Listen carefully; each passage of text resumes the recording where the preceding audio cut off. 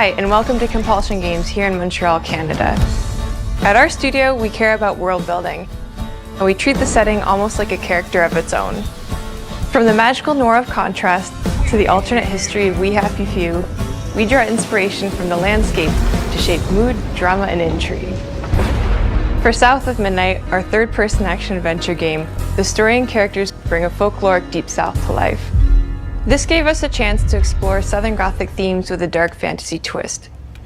So while our protagonist, Hazel, is at the forefront of our story, it's the macabre elements and larger-than-life creatures that will leave a mark on her journey and growth.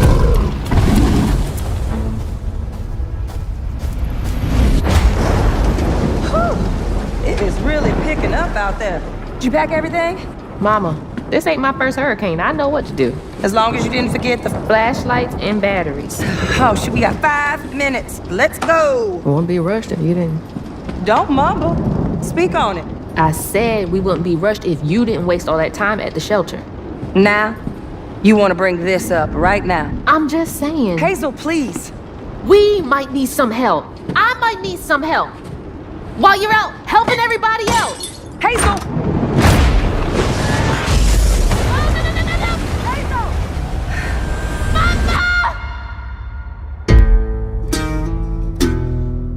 Hazel may start her journey as a typical 19-year-old, but disastrous events will push her into a darkly magical world where she'll learn who she really is and how to tap into weaving, an ancient magical power that redefines her trajectory in life. The land itself chooses Hazel as a weaver. Hazel. Someone who can see beyond the surface and tap into a deeper reality. The grand tapestry. Weavers can see the fabric binding our world, connecting people, nature, and echoes of the past. Keep those hands to yourself. Hazel can perceive both the mystical strands and stigmas in the world. Through her newfound power, she reweaves these stigmas and mends the afflicted creatures she encounters. As Hazel discovers her power, the world gradually shifts into the surreal, revealing that creatures from the old folktales actually exist. You up here, my salvation. Among them is good old Catfish, the storyteller who becomes both the guide and companion to Hazel across the game. It ain't every day I hear about a new weaver such as yourself. Would you kindly do your weaver thing and help me down? Meeting Catfish marks the true beginning of Hazel's journey. All of Hazel's arsenal and powers are designed around textile crafting and traditional spinning wheels. Her weapons include a spindle, 2 weaving hooks, and a distaff. Her magic abilities manifest with supernatural lace-like patterns, blending the traditional craft with mystical elements. Hazel engages with the world through a variety of movement abilities. Those abilities also help Hazel progress on a journey. As her journey unfolds, Hazel will master new weaving abilities, using them to traverse the world, conjure objects, and confront adversaries. Combat is about understanding and adapting to different enemy archetypes known as Haints, the manifestations of corruption Hazel encounters. These Haints trap Hazel in combat until she unravels them, destroying them in the process. Each Haint has its own unique moveset, strengths, and weaknesses that you'll need to learn and adapt to. For example, the slug burrows on the ground and unleashes devastating strikes from afar, while the Ravager closes the distance with chilling speed. Hazel can counter these threats with agile melee abilities to execute powerful combos, jump attacks, and charge attacks. But close combat is risky and can backfire because Haints have powerful defensive abilities. Mastering your magical skills becomes the key to gaining the upper hand in combat. Push, pull, and weave are some of the spells at your disposal that give you a tactical advantage during a fight. Timing is everything.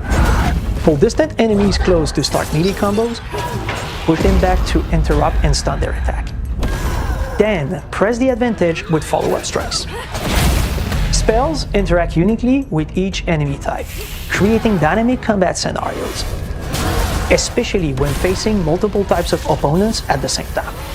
Once near death, enemies can be unraveled, breaking their core and setting them free of their corruption, which has the added benefit of providing health boosts and reducing ability cooldowns. If you play your combos right, you can enhance Hazel's combat readiness and keep on chaining her abilities.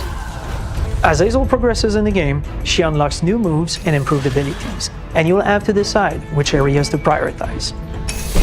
The upgrades will change how you approach combat, like enhancing area of effect attacks, or refining push and pull skills to improve precision and make them feel more rewarding. The combat system is fast and responsive, built around chaining attacks, landing precise strikes, and unraveling enemies. You mind if I take a look around? You can see every place old Molly terrorized and more. Now for the low, low price of $1. In Hazel's search for her mother, you'll explore multiple regions, each ruled by a mythical creature with their own Southern Gothic history. You'll gradually uncover the backstories of these beings, once human or animal, who were transformed by tragedy, their secrets waiting to be discovered. As a weaver, Hazel heals these creatures by collecting fragments of haunted memories. We call these echoes, which reveal each creature's past. Hazel must experience these echoes before she can mend them. What kind of person would do that to someone? We design each region to reflect the creature that's been doomed to wander it. From the atmospheric environment to unique music themes composed for each one. While not all encounters lead to direct combat, Hazel will need to face mythical creatures in epic confrontation before she can heal them. Our boss encounters and gameplay sequences also reflects the uniqueness of each creature, with distinct mechanics that center around a specific thematic. These encounters feature multiple phases that ramp up in complexity. As the encounters progress, the musical theme builds up, cranking the tension alongside the fight. Whether it's Two-Toed Tom or hugging Molly, each of these larger-than-life creatures is inspired by Southern folklore and lead to climactic battles. We got a long journey ahead. South of Midnight unfolds as a hero's journey, and as Hazel, you'll travel through a tapestry of Southern-inspired landscapes. From abysmal swamps to flooded farmlands to the Appalachian peaks. In our magical South, decaying buildings reclaimed by nature stand moments away from a hungry Rugal.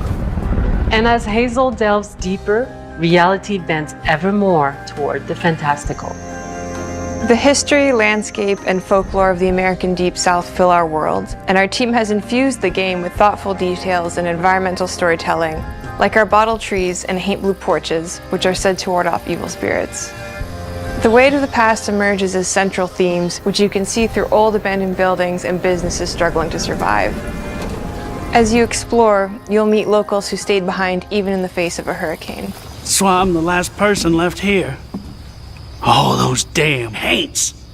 This part of the river's filthy with them. Artistically, we're staying true to our moody compulsion signature style. But this time, we're using a handcrafted approach inspired by stop-motion animation, which allows our team to bring a distinct personality and tone into every prop and character. Because this folklore is open to visual interpretation, we embrace the freedom to reimagine these creatures and their stories, to adapt how they look, and to craft our own version of a fantastical Deep South.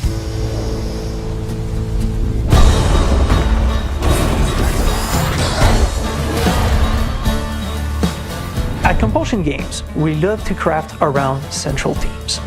We are lucky to have talent across all our disciplines that collaborate to give South of Midnight such a unique personality. We hope you enjoyed this deep dive into South of Midnight.